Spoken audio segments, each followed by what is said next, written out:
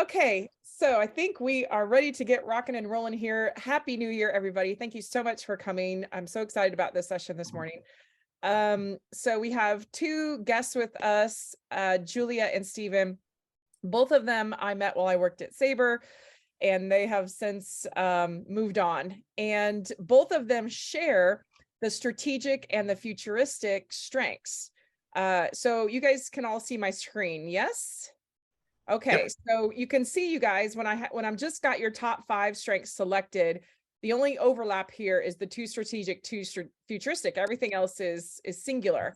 But if I click on the top 10 filter, I see that you guys also have learner and individualization in common in your top 10 strengths, but you still have lots of differences here. You know, these are all single strengths between the two of you. So it should be a really interesting conversation today.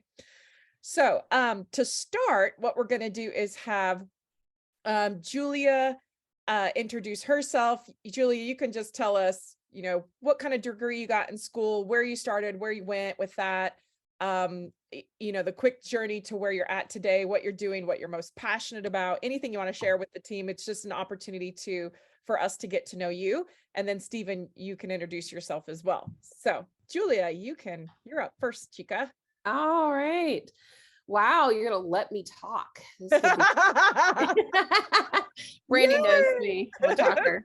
No, I was a print journalism undergraduate, just because and maybe this is where the learner comes in, but I've always enjoyed learning about things, and print journalism was an opportunity to meet people and learn about what they did, and just increase my knowledge about things, because I could never decide, because everything interested me. And then as I was going to school, I needed to work. So I found myself in a marketing role, marketing and e-commerce. And I thought, I would have to take quite a pay cut by that point, because I had kind of moved up the ladder. And I thought, this is kind of interesting for me. I think I like it, and I'm pretty good at it considering. So I went ahead and got my MBA to fill out the blanks in what I did. Didn't know from print journalism. And what's interesting is, like, people will say to me, and they still do this, print journalism, so you really didn't use your degree? I'm like, no, I use it every day. Like, in marketing, journalism's all about finding the facts and pulling them together and communicating them in a way that the average person can understand it and easily glean the important points, right? And that's at the core what you're doing for a brand. And so actually content has been something that's always been interesting to me. And so the writing capability and the research capability were things that have served me well in my career as marketing became more and more content-based. So funny enough, it sort of set the stage, and I couldn't have planned that if I wanted to, because those trends came way later. I'm not going to date myself, but it just all kind of fell into place. And then, of course, that e-commerce, which is a little bit of an older word now, was just the digital aspect of marketing that I also had early on, unbeknownst to myself, that would inform my career as those trends in digital and content arose. So I just was partly lucky, but it's interesting how pulling all that together. I now call myself a brand journalist. That's, I am a journalist for the brand, for the market that I'm representing. Sorry, I'm over here sneezing. It was like, oh no, she's done, and I'm sneezing. So any questions for Julie? Julie, where are you working now? At Market Resource Partners, MRP, and they are, so I was a 3-time customer of theirs, actually. Oh, cool. And built some relationships there, liked the products, and so now I am a marketer to marketers. So it's a marketing software and services organization, and so that's, so it's kind of fun, because I'm like, well, I know these people, I can talk to them. Yeah. Yeah. And then what are you doing here? You're on stage speaking somewhere. What is this? Yeah, that's me. I was that was my top 10. So years back, I received a top 10 award for every year. American Business Women's Association, that's the ABWA, chooses 10 women across the nation that exemplify their core competencies in all areas of life. So it's a holistic look at who you are, not just in business, but your personal life, what you do for the community, and your continuing education. And what really stood out to them as far as what you have been contributing to the community? Well, I, and of course this was post kids or pre kids. I mean, post kids, I'm probably, more focused on kids stuff, but I was and still am, but not as quite to the extent active in regard to women empowerment. So I have been on the board for and an advocate for several women organizations. A lot of them are mainly around like victim advocate for sexual assault, human trafficking, and then just, but not so much the victim side of it as much as the empowering them in their endeavors to be survivors. Right. Very cool. Any other questions for Julia from the crowd? Nothing yet? Okay. And then I had boys, by the way, which is always fun for me. I all this stuff with the women, and then like, no, all boys. Yeah, that's well, yeah. How many? Oh, two boys. Yeah. Awesome. I do have a stepdaughter as well, but I can't take any credit for her. She just came to me awesome. So Stephen, do you want to share with the group who you are? Yeah. So father of 4 boys. Nice segue. No girls in our family. Yeah. So you realize you're asking me to cover like 30 years in 2 minutes with the whole start from school. But yeah, my degree, I graduated with a degree in English literature with a minor in education, which means I went straight into teaching at high school level. Did that for about 3 years and loved it. I will add something there that I think is a thread that gets at these deeper skills and strengths and things. I love teaching, but I think the part of teaching I love the most is figuring it out beforehand, making sense of it, so then I can teach effectively or create the conditions where students can learn effectively, or in this case, adult learners can learn effectively. Yeah. So anyway, put a pin on that and come back to it later.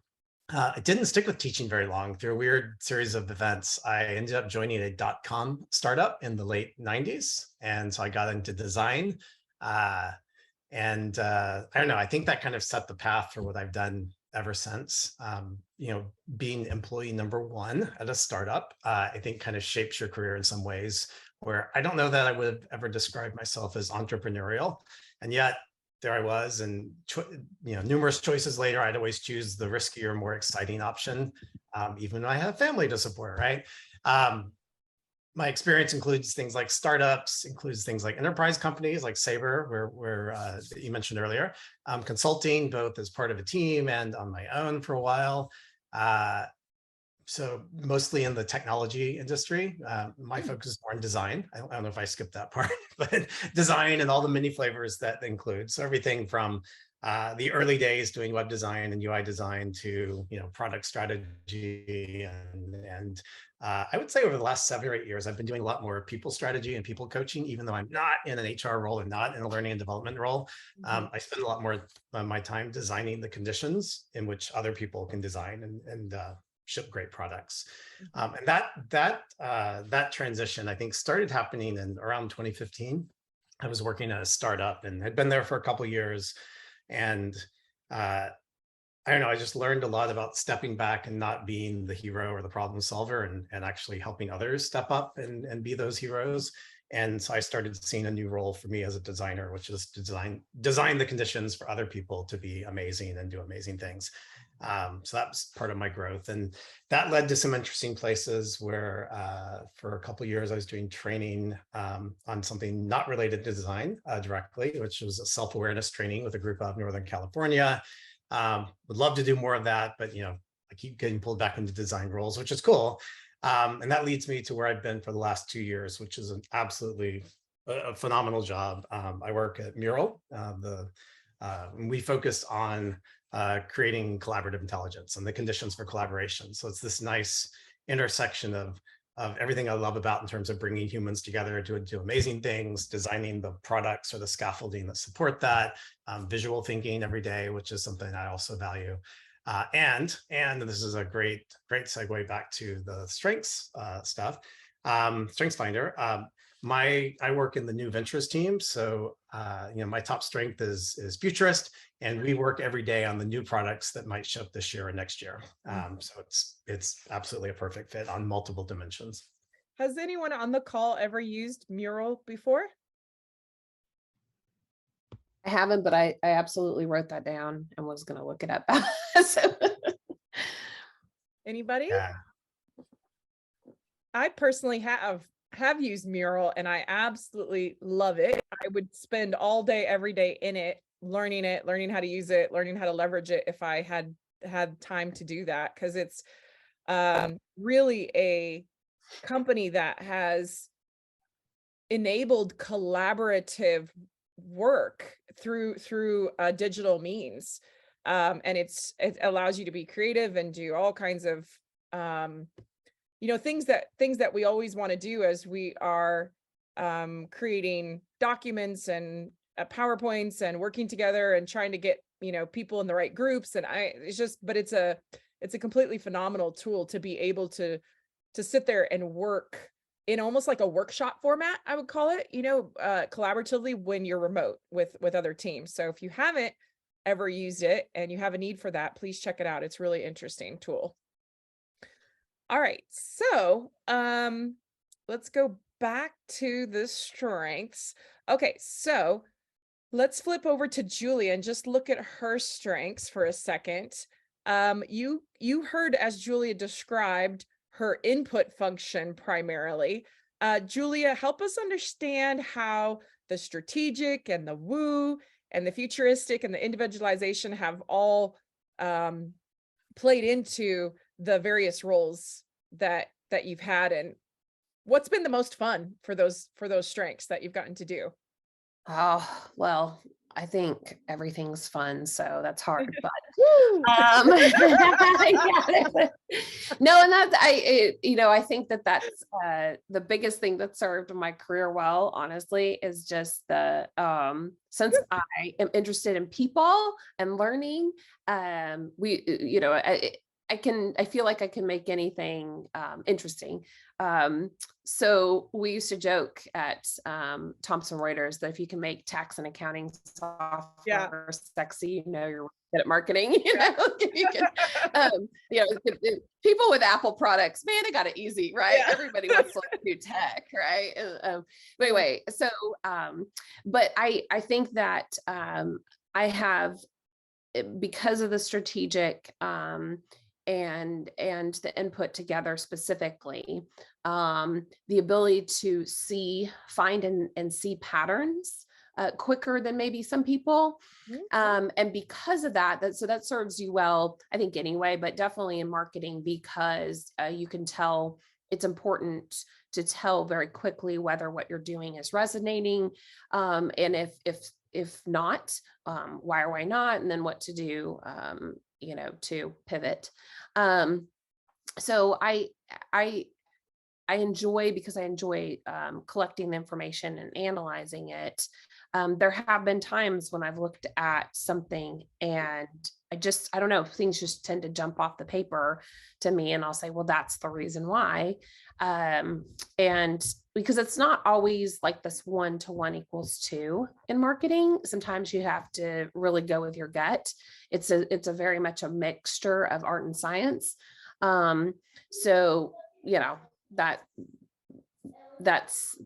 gut, I think, is the strategic and the futuristic. I've also known, funny enough, in the past, when there's, there was one point in my career where there was a bunch of layoffs that were going to happen. And I saw the decisions being made and was like, I think I'm going to take that job over here. And sure enough, So, just seeing above what's kind of happening at an organizational level has helped me make personal decisions.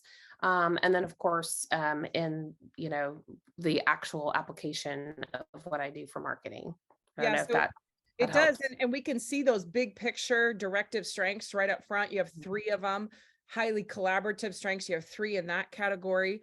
And I also feel like the futuristic should be halfway into the creative zone here. Every futuristic person I know has some aspect of creativity, true creativity, some aspect of design to their personality. You have to have a vision, for marketing. You have to have a vision of what you want to put in people's heads. Yeah. So absolutely, I would agree with that. And the fact that you have woo so high means that you're really focused on, how do I win them over? How do I win them over? How do I get someone to like this? How do I get someone to like our product? How do I get someone to like the service? Like I'm well, and one thing it's so that's external, and that's absolutely true. Mhm. But marketing is one internally. My biggest successes and my biggest failures have all been on whether I could win over internally, my internal teams. Interesting. So if you're dead in the water if you don't get sales on board with you. Mhm. You don't get budget if you don't have leadership on board with you. So those that can make or break you. If you are on page with your organization and you have a message that everyone agrees with that you're giving externally, then you're going to win. So that's the easy part, the external part. And I'm assuming your individualization comes into that piece of winning people over internally, because you are really studying their personality, their preferences, what they like, what they don't like, how to cater the way you're speaking to them, how you cater individualized gifts to them. And people are just interesting to me. Like I love people. I know. And I used to think everyone was like that. And then I married my husband. And he's like, oh, Julia, enough peopling. No, but I just, everyone has something to bring to the table. And that's one of the reasons why I thought CliftonStrengths was so awesome, because it is, on paper, proof of that, that there is something to be admired and used to your advantage. And that sounds manipulative, but I hopefully you know what I mean. In the workforce, right? Everybody can offer something. Yep, that makes sense. Any questions for Julia about her strengths? Let me pull them back up here. Her top 10 from the crowd. No, just a lot of them look familiar to me. Yeah, she does. She has a lot of yours. Yeah, Gary, you and I need to hang out then. Yes. Yeah. I mean, I'm looking at this, I'm going, wow, the strategic and influencing, and I don't have any executor in the top 10, but I do have achiever as number 11. But yeah, it's amazing how close they are. Yeah, just a different order as well. And you're highly competitive. Let's see where Julia is. And strategic is my number 1 as well. Oh, really? So I have strategic, futuristic, ideation. Yeah. Then competition input. See, it's funny, like for me, competition, it's not so much, I'm not as competitive as I used to think I am. I'm more about, let's just get it done, if that makes sense. Like I just want to do it. I just want to do something. I want to make something happen, but I want to be, I do want to be successful, but yeah, it's a different flavor of it. Yeah, I think it's the achiever, right? I think it's what's the purpose? Let me achieve it. Let me grow it. Let me, check things off the list, get it done, execute towards it.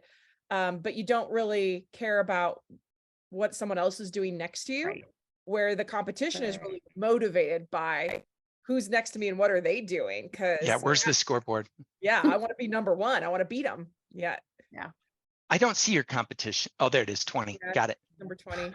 Yep. And you can see Julia is mostly green and orange, right? She's really relying on her individualization and positivity as the way that she's coming at building relationships. Yep. And she's really coming at execution through the achiever only. Everything else is all about the strategic thinking and the influence. You remember what I said when I first saw that? I No, said, I don't. I do things. I thought,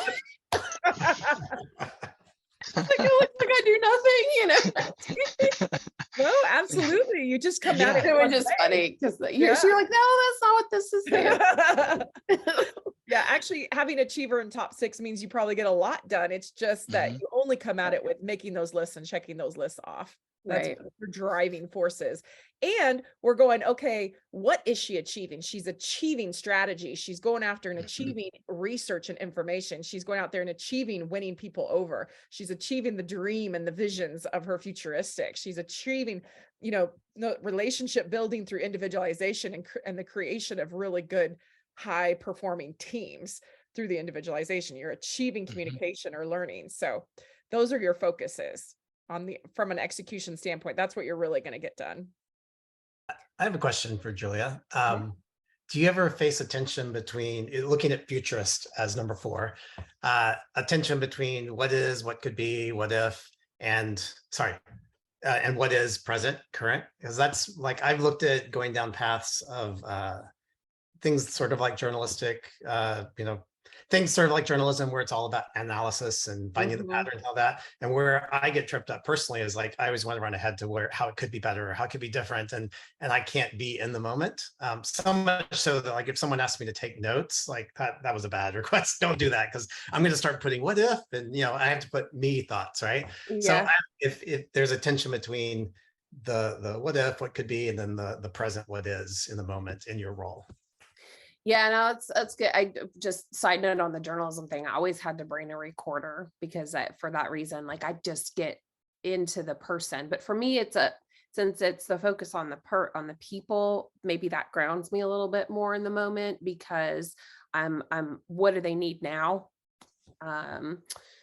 So that tends to be, if you look at my to-do list, because I'm absolutely a to-do lister, I do have my my ideas and projects separate from my asks, what's been asked of me. And then I think the strategy for me is connecting the two and then phasing it out. So I've maybe that's partly learned, right? That thought process of, okay, what does it take for me to do what do I need to do today? What does it take today in order for me to make that vision real? That might be a learned thing, but I have learned that progress over perfection, right? Just making a decision is always better than sitting around and thinking about it. Almost always better to just make a decision. And we'll do a quick comparison too. I pulled up live in the present moment, which there's a lot of strengths that live in the moment. So it's not really telling unless there's a lot of white somewhere, but she really does have a lot of dark blue, which means that it's highly likely that she's living in the present moment through those dark blue strengths, which mean her futuristic, yes, lives in the future, but she has a lot of strengths that are grounding her to the present moment. So then we'll flip it. We'll look at you and see if it's a little different for you. Yeah, I'm thinking my top 2 are futuristic and ideation. So yeah, because ideation doesn't have live in the present moment either. So yeah. So I think we'll see that difference. Let's look at you, Steven. Let's go look at your strength rank really quick and look at live in the present moment. So yeah, so it's not nearly as much as her. There's a couple that you're potentially living in the moment in when you're doing those strengths or flexing that strength muscle, but then there's like you said, your top 2 are going to have you living somewhere in some imaginative world. There's my story in a graph. Right? Yeah. Yeah, Jerry, me too. You have that problem too, right? Yeah, top 3 are strategic, futuristic, and ideation, and it's like all the fun is down there. Yeah. Down the road. Yeah. That's where the juicy stuff is. Okay, so Steven, let's go back to you and look at your snapshot, because you've got lots of green and blue. And when we turn it to top 10, we see no purple, which everyone's going to ask about. But I'm also that makes me feel better. Yeah. Me too. Purple is my number 11. Yeah. So Julie has more orange, but you have all those greens up here. So tell us how these all work for you. Oh gosh.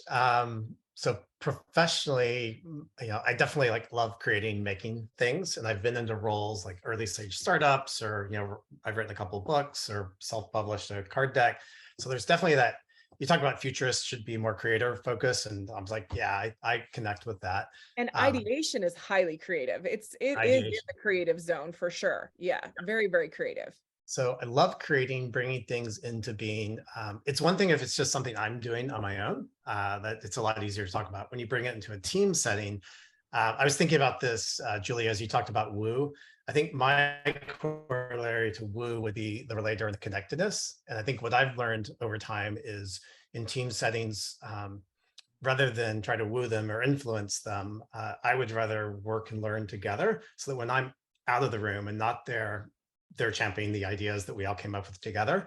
And I feel that influence persist. And it wasn't influence, it was also learning along the way. So when I connect and relate to others, I may be surprised and have my own ideas challenged. And I think that's something I've learned over the years is, if you rewind and visit Stephen 10, 15 years ago, like I had a lot of ideas and I could solve everything. Why doesn't the rest of the world understand this? And I think I've learned to slow down, bring people along, but in the process of bringing people along, also reveal all sorts of blind spots and information I didn't know and things I hadn't thought about, which is why I think learning should be, I always felt like should be in my top 5, but it's 6, it's up there.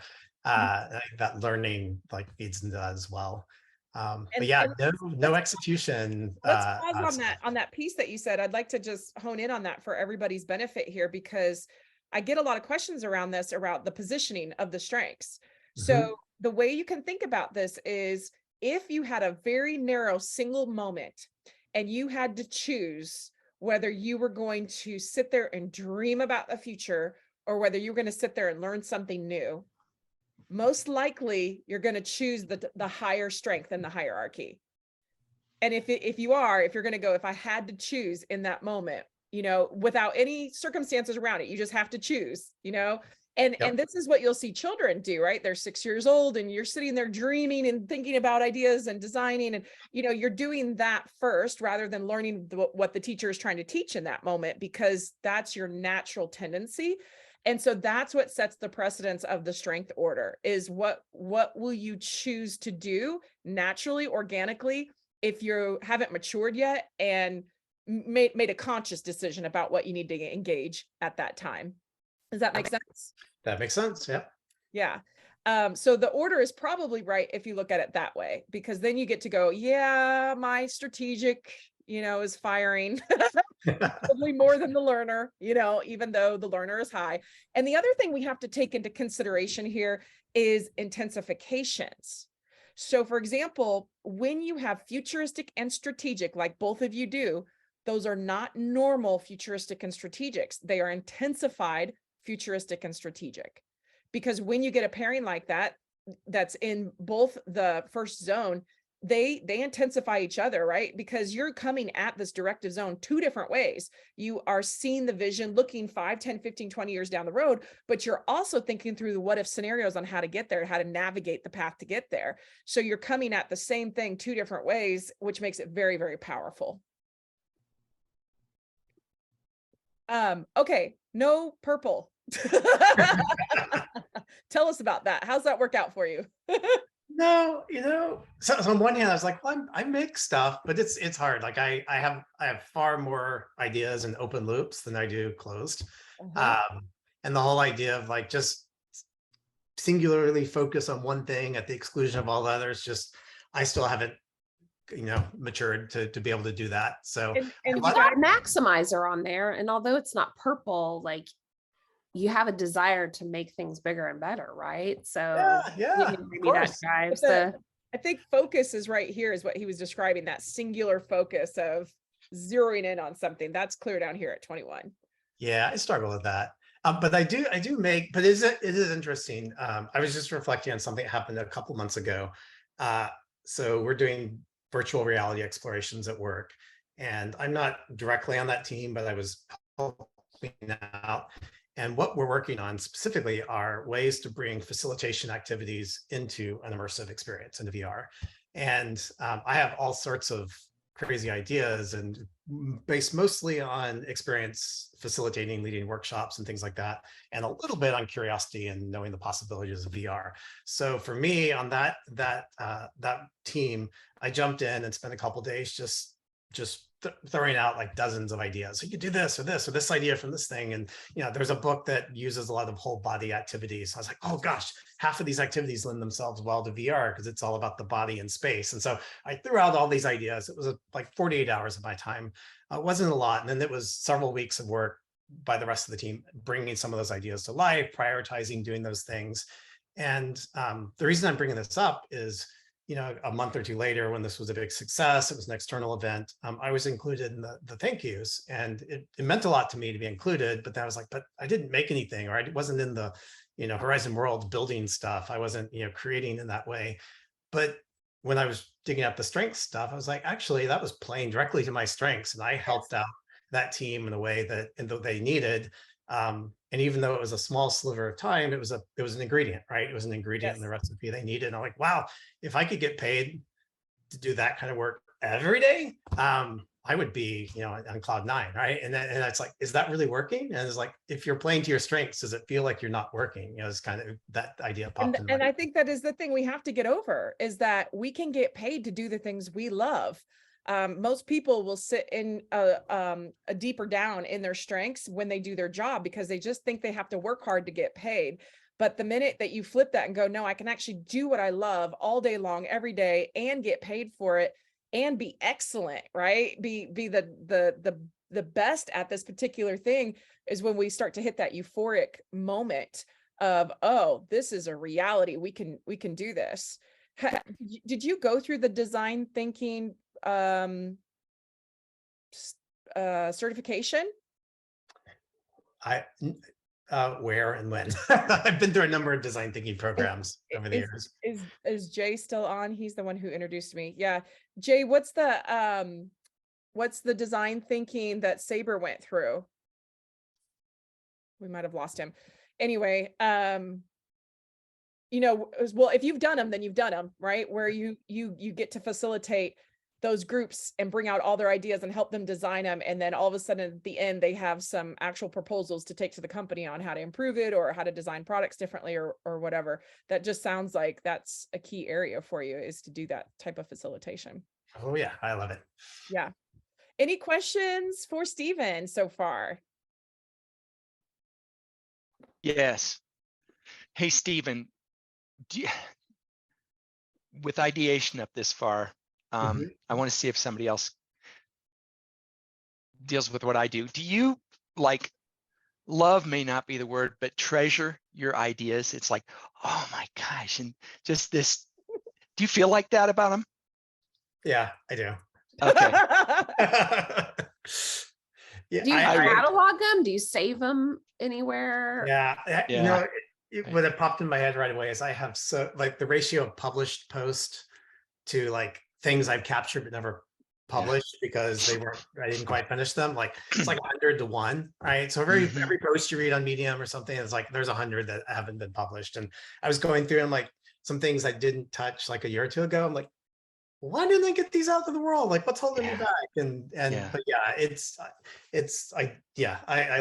I can't not capture ideas all the time. And so, I use Bear app for all my notes. And so anywhere if I'm on a walk somewhere, I can like capture it and kind of catalog it. I feel so much more normal hearing that, because like I've got this database thing I use, Evernote, and I don't know how many hundreds or thousands of Evernote, notes I have in here with ideas, but sometimes I have to go write them down, and it just flows and it's really fast, and I'll be in this creative space, and then I turn and I go, wow, that felt really good, and I captured it. And there'll be tons of them that nothing happens with, and then a few. And every once I go back through them, and I feel, when I said treasure, I feel like I'm sifting through a treasure chest full of all these gems. Like, oh, I remember this one. I really love this one, and here's why. And I keep thinking, man, if I had a little more if I had some executing in the top 10, it could be really a powerful combination. So I think what you guys are hearing, just to point it out, is the input in Jerry. So he's really you know, not only strong researcher, but likes to catalog things, have his archive, which is what you share with Julia. So I'm assuming Julia does some of the things that you're saying as well. And Stephen has input, but it's at 13. So Julia, can you speak to that a bit? Yeah, no, I also was nodding because I moved it over to OneNote just because, you know, Microsoft Office Suite just was easier. But similarly, I have a process like that as well. And then with my husband too, because we sit around and we just, you know, think. But yeah, there's nights where I can't sleep until I write down what is in my head, because I'm afraid I'm not gonna, you know, I've got to get it out of my brain and put it on paper or put it somewhere to where it won't bother me and it's safe, right? Like, and it might disappear. Yeah, no, seriously. Don't let it evaporate, please.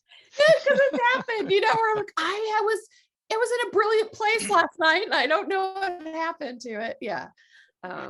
Absolutely. That's so cool. We've got you guys. I would love to sit in Steven's mind for a minute though.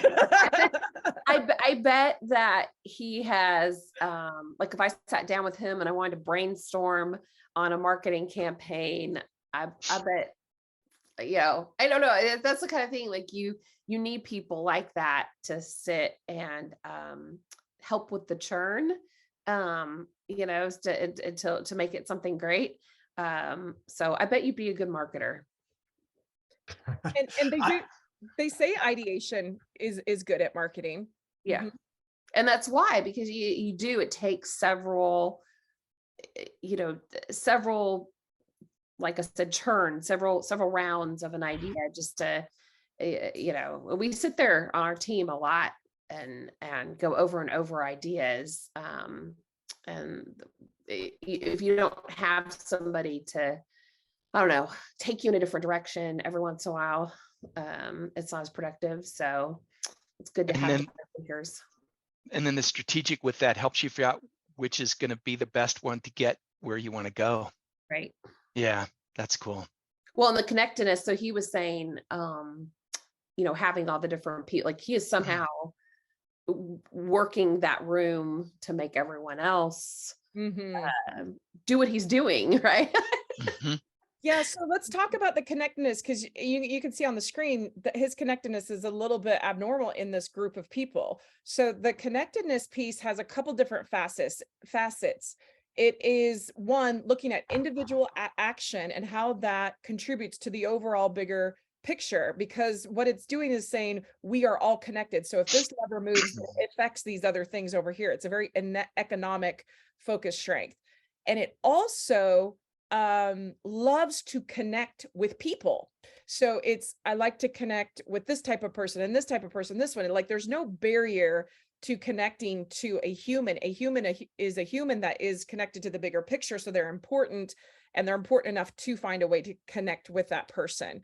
So he's got this, this effect of, okay, I'm taking all these small bits and parts and pieces, and in his case, ideas and visions and strategy and learnings and intellect, and I'm connecting all these disparate dots, especially with ideation too, right? You're just going ting ting ting ting, oh, and these are all connected, and I can see how they're all coming together, even though other people might not necessarily be able to see that.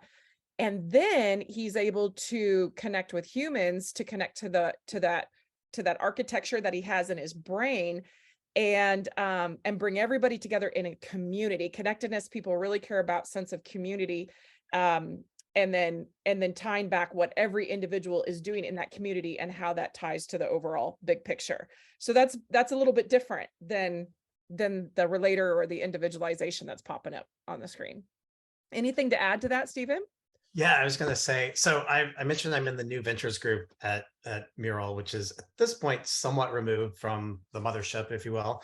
But when I first joined, I was actually in charge of a strategy and innovation group that was more of a bridge between what could be and what is. And, you know, our mantra from day one was work through others. So the goal was never to grow my team to do more work, but actually to connect all of the teams and individuals on teams to figure out why didn't stuff from like the labs group make its way into the product? Why did it have to get jump started over? And so when I did start to hire a few folks on my team, like, look, our goal is not to grow. Our goal is not to build the ideas we're coming up with. Our goal is to form partnerships with the people who will build them and enable them as much as possible, and really just spark ideas and energize and be seen as wind in the sail, not a threat or a competition.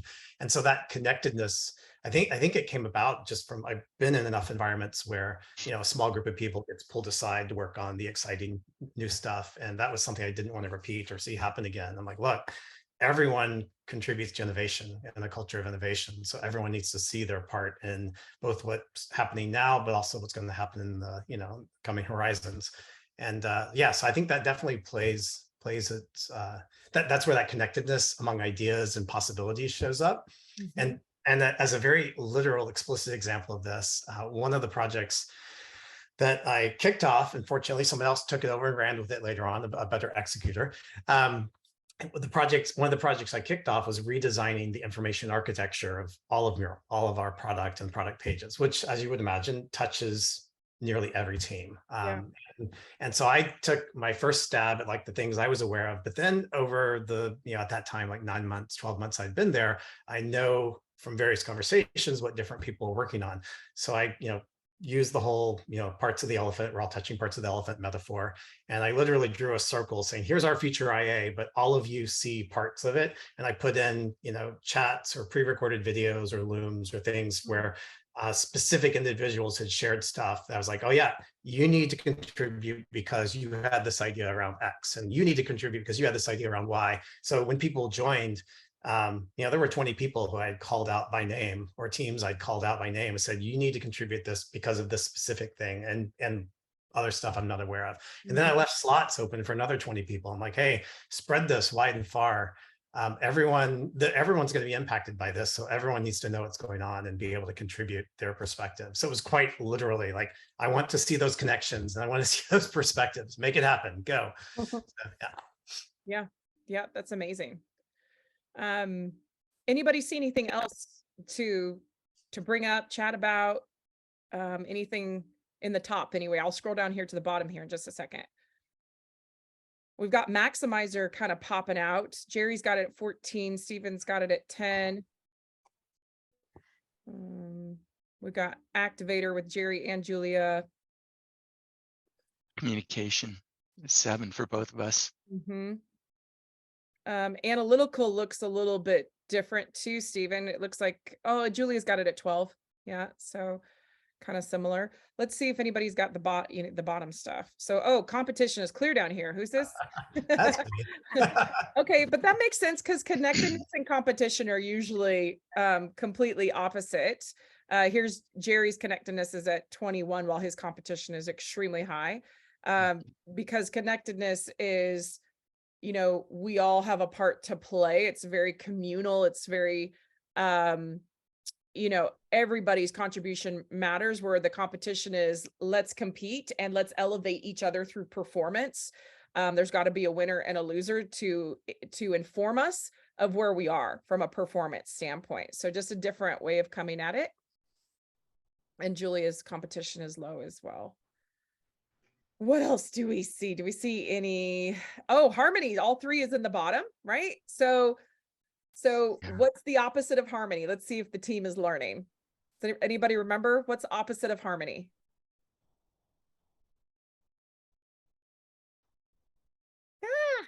No one remembers? No. It's strategic. Oh, So wow. strategic and command, both of them, they're opposite of harmony because they don't mind conflict. They just don't mind it. They're happy to have the conflict. It's not like they're, command might be wanting to have the conflict in order to get to resolution, but strategic isn't seeking it necessarily, but it doesn't mind it at all. It's like, bring it on. Like it's just as long as it's part of it. Effective, right? Yeah.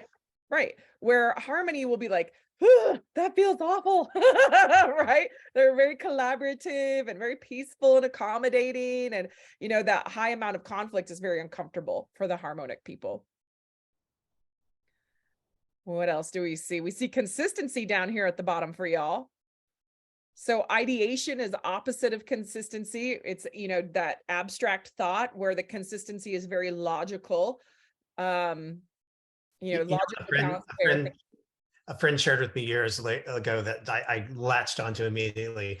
It's like coherence is more important than consistency. I was like, yes, those are words I've been looking for. Like coherent, it adds up and makes sense, is better than like, I don't know, consistency is almost a bad word in my book, where it's like rigid adherence to like things must be done this way. Why? Because why? Like, so no, that's not, I that's feel not like how we think. Yeah, no, I echo that. Like consistency, I think becomes a correct, like if it's too much so, then the comfort level's too high to where I'm not challenging myself or my team or, so absolutely. And I think it all depends on the mix too, right? Because for me, I'm consistently disciplined, but I'm also a learner. So I am consistently disciplined learning. But I have the fixed structured stuff behind the curiosity point as well. I'm such an undisciplined learner. Like, I learn in bursts and spurts, and I'll go deep with something, and then like it might sit on the shelf for months. It's just, significance is pretty low for all of us too. Yep. So you don't necessarily need the spotlight, nor does that necessarily motivate you. Or, if you guys are completely in the spotlight on the stage, all eyes are on you, it could be very difficult to perform under that. But with the high communication, that helps, right? Because communication really enjoys the ability to speak to the public a lot of the time. Responsibility's kind of out the window. Context is really low. That thought process of thinking about the past. You guys are also high futuristic, thinking 5, 10, 15, 20 years down the road. You're not necessarily studying or thinking about history or the past or what happened. Which that can be, that can be a weakness, of course. But I also think, I don't know, it's had to be, for me, if you focus too much on that, then, you're tainting the future if you focus too much on the past, right? Because it's always going to be different than you're expecting something based on a futurist or on a past pattern, then you might be setting yourself up for failure, right? So and I do think contextuals let's say, are very good at saying, this is what happened in the past, and we realize there's some differences today, so let's evaluate those, let's put them in, but let's not make the same mistakes that we made before, because remember, this, we already did this, we did this and this and this, so let's not do it again. See, where's everyone else's empathy? Because mine's super low, and I'm like, oh my goodness, I'm an awful person. I felt that way too. Mine's at 18. Like, mine's 33. Oh my goodness. And I'm a mother. Oh no. Suck it up, kid. And so the difference between that is, okay, so let's take Jerry for a minute. Jerry's coming through relating with humans and connecting with humans through the relator. So he's saying, how do we relate? What do we have that's similar? Let's get deep. Let's get vulnerable. Let's just talk about, the nitty gritty. And that's how he's connecting with humans, and he cares about them immensely. But it is a logical thought pattern. It's going, oh, you play tennis, so does so-and-so. Oh, you do this, so does this person. We should connect them. So it's a logical thought pattern to getting to a place of caring deeply for humans. Individualization is a very intuitive strength that's going, how are you motivated? How are you tick? What's your psychology? Why do you do this thing with your hand? On and on. But it's really the reason why this person cares so much about picking up on those is to help that person be productive and optimize them. So there's a reason behind it. There's a motivation, but it does translate into caring about people and helping them, because it is good for them to be productive and optimized. Where the connectedness is, I just want to connect with these humans because we're all part of this social endeavor, and we're all human and we all matter and we're all connected. So if I interact with you in this way, then you're going to go interact with this person this way, and it's all connected. The empath is going, oh, I can't even say it right. I feel you. I feel what you're feeling. And oh, you're sad today. Why are you sad? Let's talk about your feelings. And they may make even really emotional based decisions. They feel so bad when they wake up in the morning. There's no way they're going to work that day, because the feeling indicates to them that they should not be going to work that day because, there's something bad going on. And so it's a very emotional connection with the world and with other people. And the rest of us on the screen here might say, yeah, I feel horrible, but I got to get this done for whatever reason, or you know, there's a reason, there's this logic that's above the feeling and emotion. And we may care about somebody, but as low empaths, we might not know how they're feeling unless we've been through it ourselves, unless we can relate. And we may not even know exactly what to do to make them feel better, where the empaths know exactly what to do. They know exactly what to say to help someone feel better based on the feelings that they're feeling in that moment. Does that help explain that difference a little bit? No, it does. It totally makes sense. Yeah, great distinctions. Thank you. Sure. All right. Anybody else see anything that they would like to bring up or talk about today regarding the strengths? What about you three? Any one of you have something else you'd like to add to this conversation?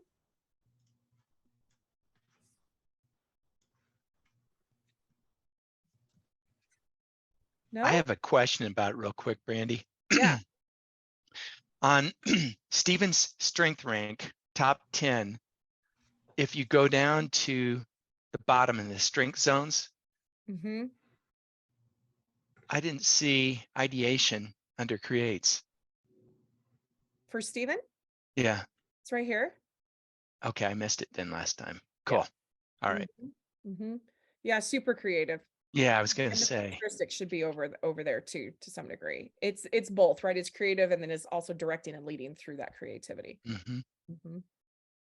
What goes in moderates? So I'm surprised to see that empty. Well, let's look at top 10 really quick too. Let's just see. Okay. Yeah, so it's not empty on top 10. It's the one that just gets people excited about what we're learning.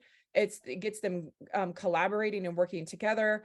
And it kind of gets the direction moving towards a certain, you know, it's just getting people on board to move people forward, gets them engaged and involved. Where the connectedness is more, you know, these can kind of cross over, right, depending on the different strength patterns, but connectedness is more about actually just managing the relationship of the person that you're working with. But I think it should be half blue, half green, right, where you are also got that architecture part of the brain, that's the economic part, that's doing a lot of connecting behind the scenes, not just with humans. Yep. And finishes being empty makes sense. Yeah, it resonates. That would be the area to delegate to. Exactly. Partner with. That's right. And there's different ways to partner. Access another department, hire somebody on the team with a large amount of execution and delivery. You know, what's the other one? Oh, outsource, right? You could hire a third party to come in and do something if you need a high amount of execution for a period of time. Here's a proposal. Yeah. How about I get the three of them in a room with lots of whiteboards? Since my number one is execution, you guys come up with the ideas and I'll execute them. We just need we would never leave. Right. Yes. Come back. We haven't solved it yet. Yeah. I want that. Yeah. That's out. All my life, that's where I think all of us we love that stuff, right? Yeah. Absolutely. We need make it so, people. Here are these ideas. Now let's make it so. I'm surprised your houses aren't just like whiteboard houses. My husband got me a little mini desk whiteboard for Christmas. Oh, that was so thoughtful. Yeah. So. The tree kind of blocks it, but yeah, that thing behind me is a whiteboard on the wall. Hey, there you go. And I'm staring at my mural whiteboard right now where I took some notes beforehand. So yeah. Well, thank you guys so much. I think this was a very productive conversation today. I really appreciate you joining and sharing your feedback and thoughts and perceptions with the group. This will, if you don't mind, I'll put this on YouTube so other people can listen to it later. If you don't want that for some reason, just let me know. But otherwise, as long as you don't care that my son popped in. Oh yeah, no, that's okay. All good. I appreciate the time that you've taken for this, and I hope that it helps someone out there. Thank you, Brandy. Thank you, guys. Thanks, I hope you Brandy. have a lovely week. Yep, thanks. Bye. Take care. See y'all later. Bye. Thanks, Brandy. Thanks, everybody. Thank you.